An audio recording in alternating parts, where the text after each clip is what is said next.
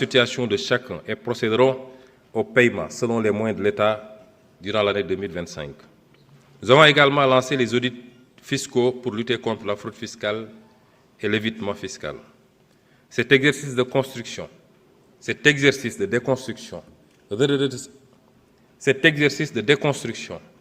redressement et construction nécessite un dialogue social fécond. Dans ce cadre, sur les directives du Président de la République, nous avons établi une situation de référence des revendications sociales que nous traiterons dès le début de l'année 2025, au travers de rencontres avec les organisations syndicales. Le maître mot sera un exercice de vérité et de responsabilité, en s'accordant sur ce qui est réaliste et supportable par l'État, de ce qui est hors de la portée des moyens publics, et donc à se surseoir jusqu'à meilleure fortune. Monsieur le Président de la République, Monsieur le Président de l'Assemblée nationale,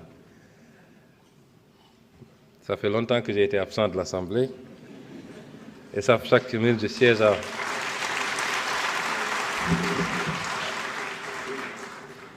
Monsieur le Président de l'Assemblée nationale, honorables députés, ces 8 derniers mois ont été également consacrés à un Sénégal ancré dans des valeurs fortes, qu'elles soient culturelles ou religieuses. Dans le domaine de la culture, nous avons renforcé les acquis culturels et engagé des réflexions pour le renouveau culturel du pays.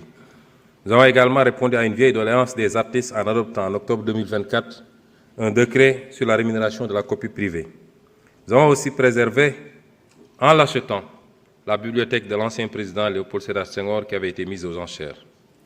Dans le domaine religieux, nous avons créé une direction des affaires religieuses et de l'insertion des diplômés en langue arabe. Nous avons également assuré le soutien habituel aux principales manifestations des confréries religieuses musulmanes et de l'Église catholique. Nous avons continué de magnifier la belle communion des différentes composantes religieuses de la nation dans la tolérance et le respect mutuel.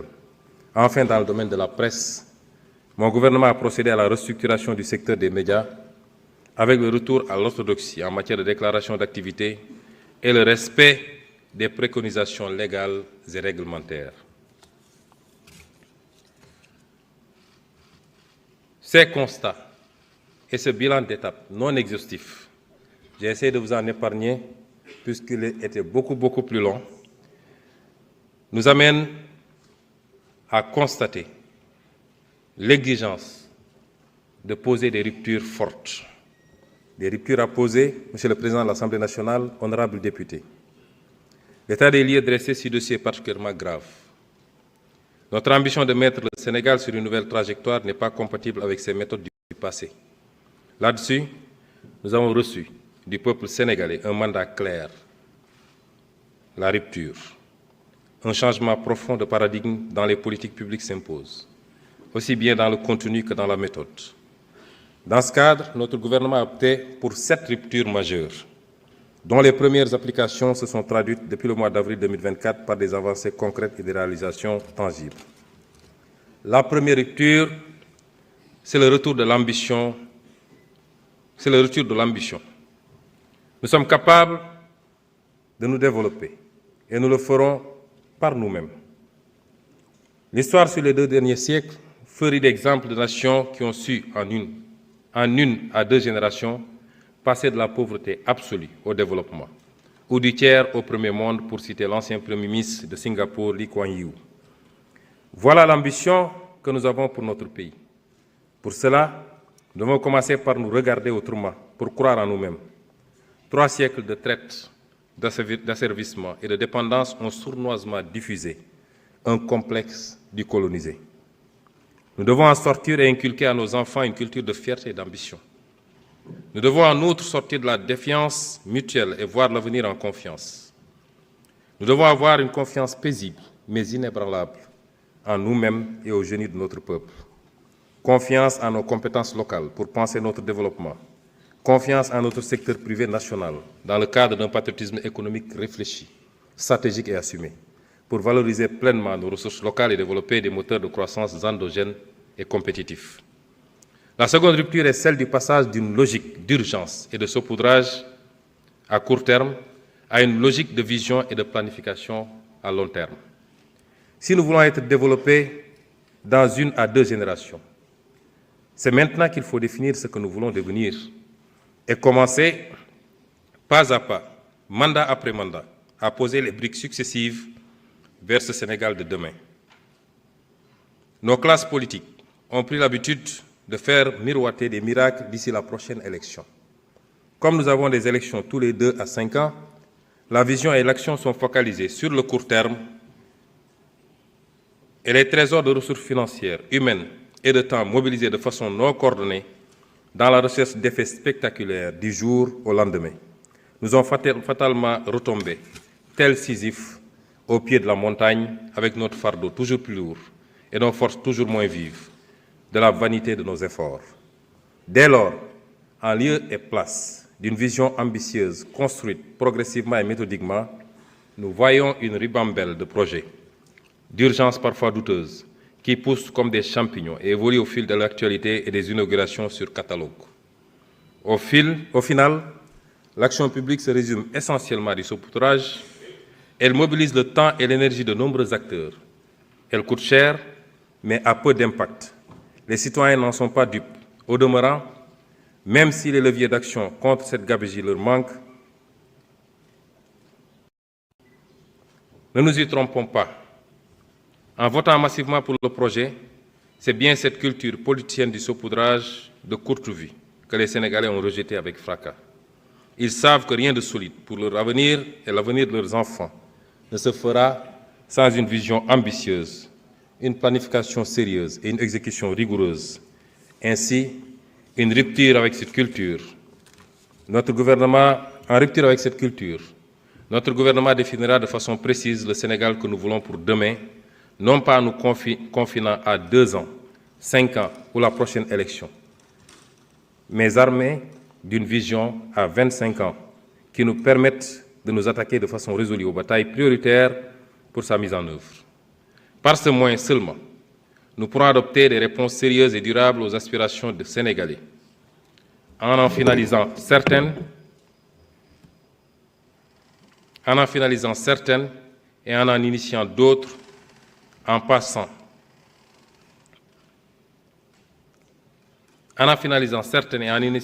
initiant d'autres et passant le témoin de génération en génération, en nous étant assurés que des fondements solides sont en place et les jalons posés. Pour chacune de ces batailles,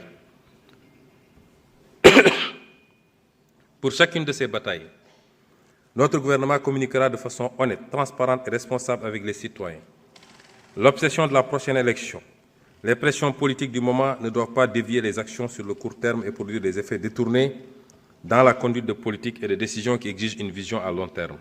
C'est maintenant qu'il faut redonner au plan son rôle et sa dimension diaïste au sens du président Mamadou Dia. Ainsi, l'agenda national de transformation, désormais unique référentiel de nos politiques publiques, élaboré en seulement 6 mois, entièrement par des compétences nationales, sera opérationnalisé à travers un master plan de 10 ans qui déterminera les choix de politique sectorielle et un plan d'action quinquennal qui encadrera rigoureusement la programmation et l'exécution budgétaire. La troisième rupture est celle d'une logique de dépense à une logique de résultat. Le sentiment largement diffusé aujourd'hui, c'est que l'impact d'une activité se mesure au montant dépensé. Il y a toujours des inondations. Pourtant, nous avons dépensé des milliards. L'agriculture sénégalaise va mal, mais non. Regardez tout ce qu'on a dépensé en subventions et en machines. Cette culture apparaît dans toute l'ironie de sa splendeur lorsqu'on présente un budget de 7 000 milliards comme une prouesse. Ce qui compte, ce n'est pas de dépenser des milliards, c'est de bien dépenser ces milliards. Pour changer dans les faits et pour le mieux la vie de chaque Sénégalais. Ainsi, notre gouvernement travaillera à réorienter notre administration vers une culture de résultats. Notre priorité, ce ne sera plus combien de milliards ont été dépensés, mais bien l'impact relatif de chaque franc dépensé. Nous allons bâtir un État sénégalais capable, avec moins, de faire mieux. Du reste, cette logique du résultat et de l'impact ne sera pas seulement valable pour les dépenses issues de nos ressources publiques, elle le sera tout autant pour les ressources issues de nos partenaires au développement. À cet effet, nous avons commencé à mettre en place un nouveau dispositif d'identification et de sélection des investissements publics, en évitant d'engager des opérations d'investissement que le secteur privé pourrait et devrait réaliser. Dans cette perspective, la politique de partenariat de type public-privé sera repensée pour corriger les déséquilibres et imperfections constatés au cours de la dernière décennie. Une attention particulière sera portée aux coûts unitaires en redéfinissant la politique de commande publique et en retenant partout des prix de référence. La qualité des ouvrages et les délais de livraison de la commande publique deviendront des normes que tout contractant devra respecter. Par-dessus tout, la transparence devra être de rigueur dans le choix des entreprises contractantes qui devront remplir toutes les exigences de qualification et d'expérience requises. La quatrième rupture est celle d'une logique de gestion partisane à une logique de participation citoyenne. Notre ambition pour le Sénégal ne peut réussir sans une adhésion durable des populations et sans la participation de tous à la construction commune d'un Sénégal nouveau. En votant pour le projet, les Sénégalais ont également rejeté cette façon de faire de la politique, où l'on proclame la main dans le cœur, la main sur le cœur, que la patrie viendra avant le parti, et où chaque acte posé démontre le contraire. Nous ne voulons plus d'une gestion du pays qui se résume à la gestion partisane d'une clientèle politique. Nous ne voulons plus d'un pays où les richesses sont accaparées par un clan. Nous voulons, au contraire, un pays où les ressources du pays sont gérées au profit de tous et où le mérite est plus important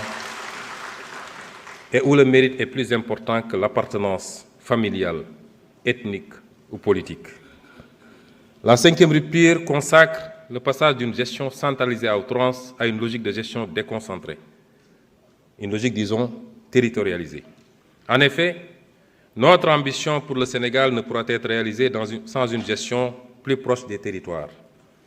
Faire reculer le centralisme au profit de la gestion de proximité.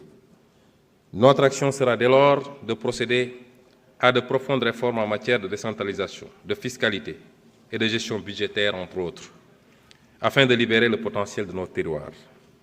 Au sein de ces pôles, les villes épicentres seront au cœur de la nouvelle stratégie.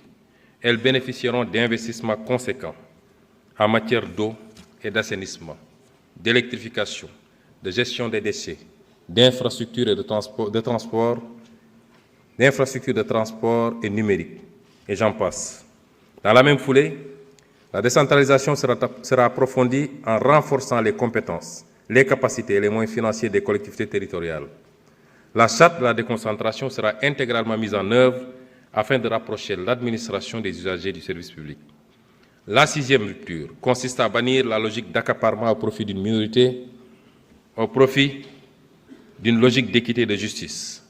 La reddition des comptes, puisque c'est de là qu'il s'agit, ne doit plus être perçue comme une exception aux règles de gestion de la chose publique, mais plutôt comme un principe de transparence et une exigence de gouvernance. Nous nous inscrirons dans ce cadre, aussi bien pour l'audit de l'utilisation des fonds publics antérieurement à notre arrivée au pouvoir, que pour la gestion des affaires publiques durant les années de notre gouvernance.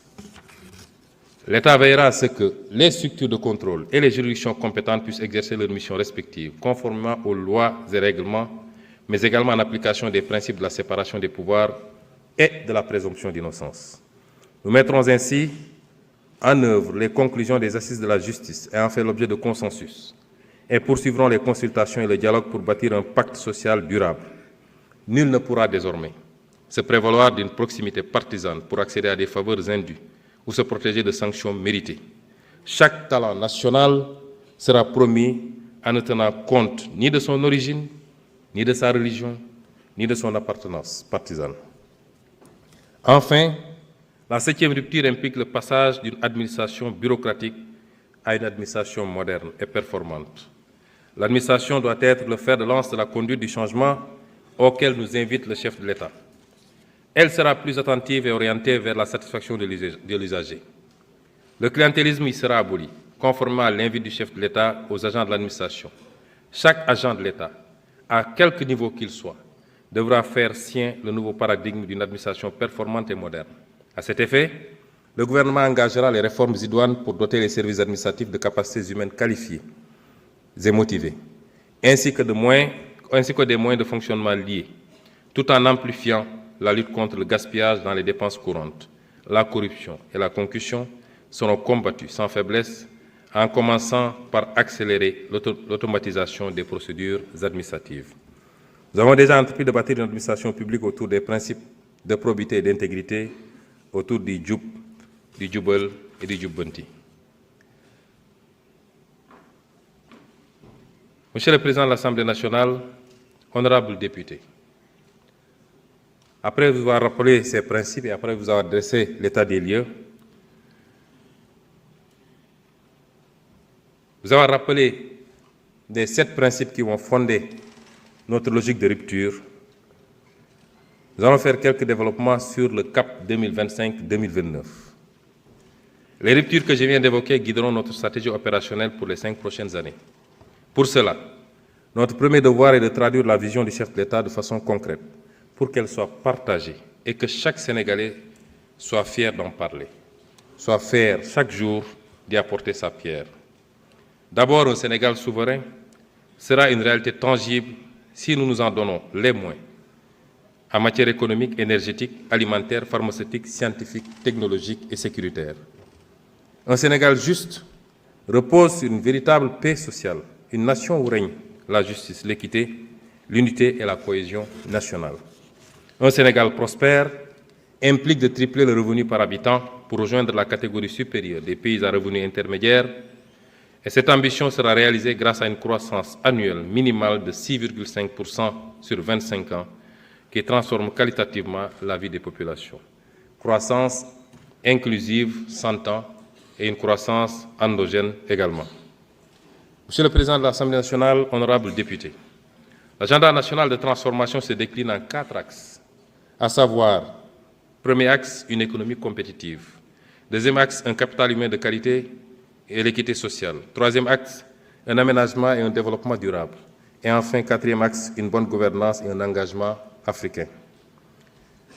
Pour réussir ces axes, il y a des